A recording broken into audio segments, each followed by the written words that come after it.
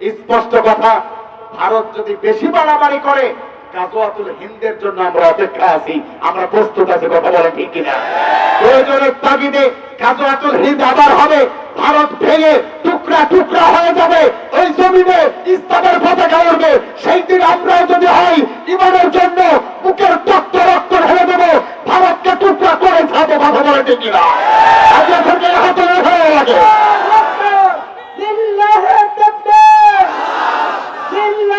নেতা, কিন্তু তার বিবেকটা মারা যায় নাই। সে তার বিবেকের চার প্রান্তে দাঁড়িয়ে একটা বিশাল মিটিং এর আয়োজন করলো, নিজের দলের লোক গল্পকে সবাইকে হাজির করলো। হাজির করার পরে এবার ঘোষণা দিচ্ছে, ও আমার দলের নেতা কর্মীরা, এই মক্কার বুকে আব্দুল্লাহর বেটা মুহাম্মদুর রাসূলুল্লাহ সাল্লাল্লাহু আলাইহি সাল্লাম কোরআনের দাওয়াত দেয়, ইসলামের দাওয়াত দেয়। তোমাদের কি মতামত আমি জানি না, কিন্তু আমার মন বলে বিশ্ব নবী সত্য দাওয়াত দেয়। আমার মন চাই কালেমা পড়ে আমি মুসলমান হয়ে যাই। আল্লাহু আকবার। ও আমার দলের নেতা কর্মীরা, যেহেতু আমার মন চাই, তারপরও আমি কালেমা পড়তে পারছি না, কারণ তোমরা আমার কর্মী, তোমাদেরকে নিয়ে আমি যেতে চাই। তোমরা একটু পরামর্শ দাও আমি কি করব। এই জন্য এখান থেকে শিক্ষা হলো, নেতাদের বাপ দাদাকে নিয়ে চিন্তা করবে না, নেতার বাপ কি করে গেছে ওইটাও খেয়াল রাখবে না। নেতা খেয়াল করবে আমার জনগণের কোন কাজ করলে ভালো হয় ওইটা করবে। এই জন্য জনগণের সাথে পরামর্শ দরকার আছে না নাই? এবার বলছেন মনে হয় সে আওয়াজ আর নাই আছে? বলেন তো আল্লাহু আকবার। এত চালাক হইলে হবে না। সব সময় দেন। আরে ভাই, একটা ডিমের কারণে আমি আমার চর্ম চোখে দেখেছি, আমি একটা ডিম পাওয়ার আশায় আমার নেতার চরিত্র ফুলের মতো পবিত্র, সারাদিন মিটিং করে আসে, ডিম দেবে এখন দুইটা। কয়টা? দুইটা ডিম দেবে। সবাইকে সিদ্ধ ডিম দিয়েছে, আমার চোখের সামনে ঘটনা। সবাইকে সিদ্ধ ডিম দিয়েছে, দেওয়ার পরে একটা জায়গায় কমতি যখন হয়ে গেছে, যুবক মানুষ তার ভাগ্যের পৌঁছায় নাই, একটাই সিদ্ধ আছে। ডিম তো দিতে হবে কয়টা? দুইটা। আর কি করবে? দুইটা ডিম দেওয়া লাগবে। এখন কয় যে আর একটা ডিম কাঁচাটা কিনে নিয়ে এসে দেখি। যুবক এখন কাঁচাটা মনে হয় ভেঙে খাবে না সিদ্ধটা খাবে? সিদ্ধটা খাবে। এই কাঁচা ডিম ও বুক পকেটে রাখছে, রাখার পরে সিদ্ধটা বেনায় বেনায় খায়। কাঁচা কি চলে যাচ্ছে? ও তাও খাবে। কিসের মোটামুটি কিছু চলবে না। ওই যে নতুন একজন লোক সৌদি আরব গেছে, যাওয়ার পরে বলছেন যে আমি মরবো। মত মানে কি? মৃত্যু। মত মানে পুলিশকে যে বলছেন ভাই আমি মরবো, পুলিশ তো অত কিছু বোঝে নাই, সামান্যটুকু বলেছে আমি মরবো, এতটুকু বোঝেছে। কয়েছে লা তা মত, খবরদার মরবি না। মানে আমি মরবো মানে হলো আমি মরবো। এখন পুলিশকে আর মরতে দেবে নাকি? কয়েছে না আমি মরবো, কয়েছে না লা তা মত, খবরদার মোটা যাবে না। বাধ্য হয়ে ধরে নিয়ে বাঁধে রাখছে। একটু পাকায় দেখে নিচ দিয়ে যা পড়ার দরকার তাই বলছে, সব ভিজে গেছে।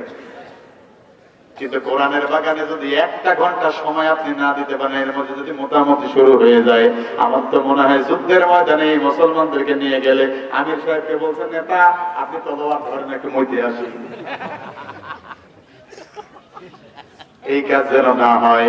কোথা সে মুসলমান, কোথা সে মুসলমান, যাদের ভয়ে কাঁপিত ধরণী, যাদের ভয়ে কাঁপিত ধরণী, শাসন করিত যারা দুনিয়া জাহান, কোথা সে মুসলমান, কোথা সে মুসলমান। সেই মুসলমান আজকে আর পাওয়া যায় না। যে কথা বলছিলাম, দুইটা ডিম পড়ছে, একটা হলো পাকা আর একটা কাঁচা। এখন পাকা ডিমটা সে খাওয়ার জন্য রেডি, কিন্তু কাঁচাটা তো খাওয়া যাবে না। পকেটে রাখছে। কোন পকেট? দীর্ঘদিন দেখা হয় না বন্ধুর সাথে, বন্ধু দৌড় মেরে এসেছে, আসার পরে চাপকে ধরেছে, দোস্ত খবর কি তোর? এখন এ কয় যে দোস্ত তুই খবর তো যা হওয়ার হয়ে গেছে, তুই সাইডে দে। তুই ছাড় আগে আমি দেখছি বলে সাইডে দিয়ে দেখে, নিজ দিয়ে কি পড়ে? কুসুম পড়ে। কি পড়ে? কুসুম পড়ে। আরে আমি এটা চোখে দেখলাম। আর আফসোস করলাম সামান্য দুইটা ডিমের বিনিময়ে যে ইমান বিক্রি হয়ে যায় ওই ইমান হামজা আর হানজালার ইমান হতে পারে না, ঠিক না? আশ্চর্য কথা। কিছু পুলিশ ভাইকেও দেখেছে, আহারে একটা সিগারেটের বিনিময়ে গাঁজা করে ছাড়ে দেয়, হুজুরদের ছাড়ে না। এখন আবার হুজুর দেখে এই পৃথিবী শাসন করেছিল আলেমরা, এই পৃথিবী শাসন করেছিল হুজুরেরা, এই পৃথিবী আবারও হুজুররাই শাসন করবে, কথা বলে ঠিক না? এই জমিনে কোন রাম আর বামদের জায়গা হবে না। যারা ভারতের তলবি বাহক তারা এই দেশে আর ঠাঁই পাবে না, কথা বলে ঠিক না?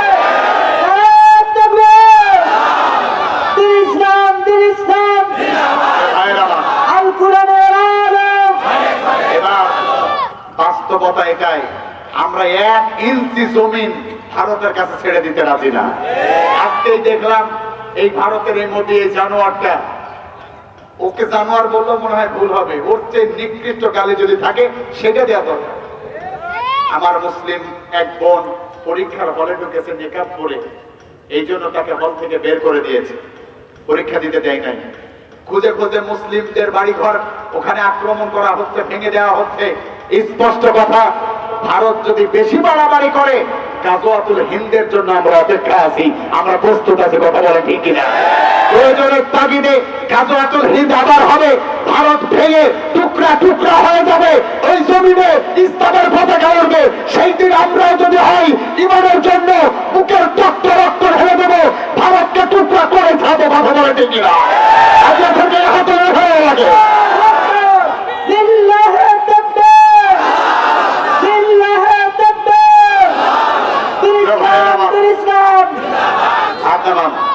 আল্লাহ যেন কবুল করে বলেন আমিন। আমরা শুধুমাত্র এখানে মিডিয়া দেখানোর জন্য কথা বলি না, আমরা হাত তুলেছি স্বয়ং আরশের মালিক আল্লাহকে দেখানোর জন্য। এই চিন্তার চেতনা নিয়ে থাকবেন, যখন ডাক আসবে, আলেমরা যখন ডাক দেবে, ওই সময় আমরা ঝাঁপিয়ে পড়বো ইনশাআল্লাহ। আল্লাহ কবুল করে বলেন আমিন। প্রিয় ভাইয়েরা আমার, আসলাম সাহেব এবার ডেকে বলেন দলের নেতা কর্মীরা, মনে আছে তো? তোমরা আমাকে একটু পরামর্শ দাও, একটু পরামর্শ তোমরা আমাকে দাও, আমি কালেমা পড়তে চাই, কিভাবে কি করব, একটু পরামর্শ দাও। মাঝখান থেকে একজন উঠলেন, পেছনে কেউ নাই তো, এমনি মাঝখান থেকে একজন উঠলো, ওখানে এত সময় মাঝখান থেকে একজন উঠলো, উঠে দেখে বলেন আকসাম সাইবি, আপনি আমাদের নেতা, শুধু আমাদের না, এই মক্কাবাসীর আপনি নেতা। মুহাম্মদ সাল্লাল্লাহু আলাইহি সাল্লাম কিসের নেতা? আপনি তো তার চাইতেও বড় নেতা। নাউজুবিল্লাহ বলবেন না? আর একবার বলছিলাম মনে হয়, এরকম পাম্পাস লোক আছে না নাই? টাকলা মুরাদ যেমন একটা ছিল, এরকম পাম্পাসের অবস্থা, এমন অবস্থা হয়েছে দেখেন না, খুঁজে পাওয়া যায় না, মরিয়ে গেছে। প্রিয় ভাইয়ের আমার, কত বড় সাহস এই জমিন, ইসলামের জমিন, অথবা এই জমির উপরে দাঁড়ায় কয় রাষ্ট্র ধর্ম ইসলাম থাকবে না ইনশাআল্লাহ। ভাই, রাষ্ট্র ধর্ম ইসলাম থাকবে না এতটুকু তো বুঝলাম যে ওই ইসলাম বিদ্বেষী, পরে যে ইনশাআল্লাহ বলছে, এটা আবার কি বুঝাইল? এই জন্য ওরা নিয়ে গান লিখছিলাম, ওই সময় শোনাইছিলাম কতবার, তেরে দে লাঠি খান, ভেঙে ফেল মুরাদের ঠ্যাং, রে তাহার মাথায় তেল, ও মুরাদের রে দেখালে কেমন তুমি খেল। শোনাইছিলাম মনে হয় নাকি? শোনাইনি? তাহলে থাক, আকর্ষণ শেষে শোনাবো। প্রিয় ভাইয়েরা আমার, এই অবস্থা, কষ্ট হচ্ছে আপনাদের? এই অবস্থা যখন তৈরি হয়ে গেল, নেতা আকসাম সাইদি বুঝতে পেরেছে যেহেতু তার বিবেককে মারা যায় নাই, বুঝতে পেরেছে এখন যে এই কথাটা বললো আমি নাকি বড় নেতা, আসলে আমি বড় নেতাকে কি নেতা আমি তো ভালো জানি, কিন্তু ও যে পামবাজ এইটা বুঝতে আকসাম সাহেবের দেরি হয় নাই। সুবহানাল্লাহ বলেন। আকসাম সাহেব বাটাকে বলেন, তুই বস আগে, অন্য কেউ যদি পরামর্শ দিতে চাও ভালো করে দাও।